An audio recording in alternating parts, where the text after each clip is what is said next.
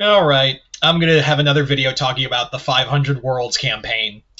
Yeah, so it does look like the 500 Worlds of Ultramar are going to be the end campaign of 10th edition, which will lead us into 11th edition. Which, again, a lot of the speculation is that it's going to be more orc centric. Like, it's going to focus on Gazgathol moving into the system and trying to take over Armageddon again. And there's a lot of rumors that like the main focus will probably be like the Space Wolves, as well as even the Salamanders, with even hopes of maybe Yarrick actually the only character I want to see get resurrected in this whole event. Um, but yeah, I thought I'd talk further about more news that has come out regarding the 500 Worlds of Ultramar. Kind of give like more of like lore and also like my thoughts on where this could all be going.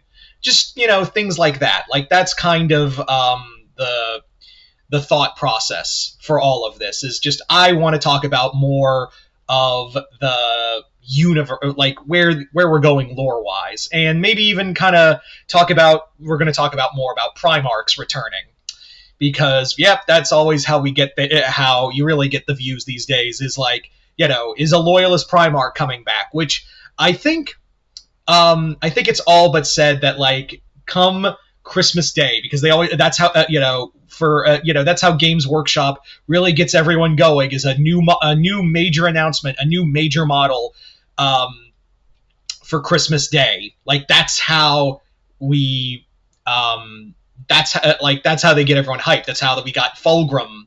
We got the Fulgrim model drop then. So could it be that it does look like the rumors and speculation is leaning more and more to Leman Russ? Which again, I'm not really the biggest Space Wolves fan, and I wish it was anyone but Russ. But it could. I'm not saying it is. That's what's going to happen, but that does look like where we're headed is the return of Leman Russ during the 500 World campaign. Now, the big question is like, how does that work? Like, how do you tie Leman Russ into the campaign of Titus's whole thing of reclaiming the 500 Worlds of Ultramar, which is a big task in and of itself. The other thing, like, how do you tie that in? Was Russ was last seen in the warp? Has he basically like either been has he been stranded on one of the 500 worlds? And if so, well, then again, like it is 500 worlds, and Gilliman has been busy with the Indominus Crusade. And we also now know, thanks to the Archmagos novel, that Gilliman has made it past the rift. He's made it onto the other side, to the Imperium Nihilus side. So it does look like a reunion between him and the Lion is imminent. Like that looks like it's going to be the next big thing, is this big return of the Gilliman and the Lion meeting up. And that's kind of what I want first before we get another Primarch returning, is like maybe have the two loyalist Primarchs that you've brought back, and also one of whom you brought back and then completely forgot about after Arcs of Omen. Maybe how about you do something with the Lion and Gilliman finally meeting, and then have other Primarchs, loyalist Primarchs start returning. That would that be so hard, right? That wouldn't be too hard, right? That's really all I ask, is just let's just have some let's have a reunion first before we have another one. Although someone did say in a comment section of a video I was watching, make a really good point of like, maybe if it is Russ who returns, maybe the plan is have all three of them meet again, like all at once, like have the three of them united once more. Like that could be the case. So that's not a bad idea. Maybe like if you are going to bring Russ back, like have it be they find each other, maybe not at all at once, but maybe either Gilliman finds Russ first, or the Lion finds Russ first, or Gilliman and Lion find Russ together. That could easily be the case in and of its own self. I thoroughly believe that that wouldn't be a bad idea. Like that genuinely would not be the worst idea if we're going to bring Russ back. And maybe after, like you bring Russ back, how about you have them all you meet, or at least two of them meet up again before you start releasing other, loyalist Primarchs. But I do bet you that we're probably going to get more, like, when we get further into the Scouring series, I guarantee you that once we get further, I don't know how long, if they'll make it like 55 books like the Horus Heresy, but I do imagine that, like, the more we get into the Scouring and find out what happened exactly to each Primarch, I guarantee you, like, we'll get more Loyalist Primarchs, like, in the current timeline. So they'll sync up, have that corporate synergy. But, yeah. Outside of Primarchs, let's kind of talk about, like, Titus's whole thing of, I've already talked about, like, Gladriel surviving and now holding Chiron's necklace, and also, like, how bullshitted, like, Acheron dying, that's whatever, but Chiron, I think we're all collectively still bitter about Chiron's passing than anything else. But we do know it was caused by a Gene Stealer cult, which, by the way, did we all just forget the Third Tyrannic War? Did we just forget, have we just completely forgotten about the Third Tyrannic War, and we're just not even going to acknowledge that was the whole start of 10th edition, was this whole thing of him coming back, like the Tyranids being a major threat to the Ultramar system.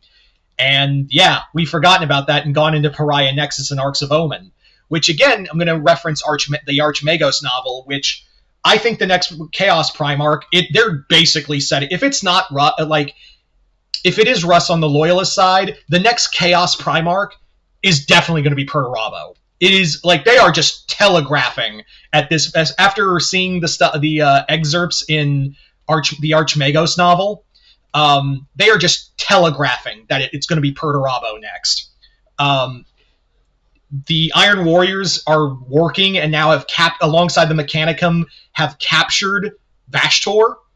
And they're basically, and even Vashtor's, like, saying blatantly, like, yeah, I know where he is. Like, I know where Perturabo is.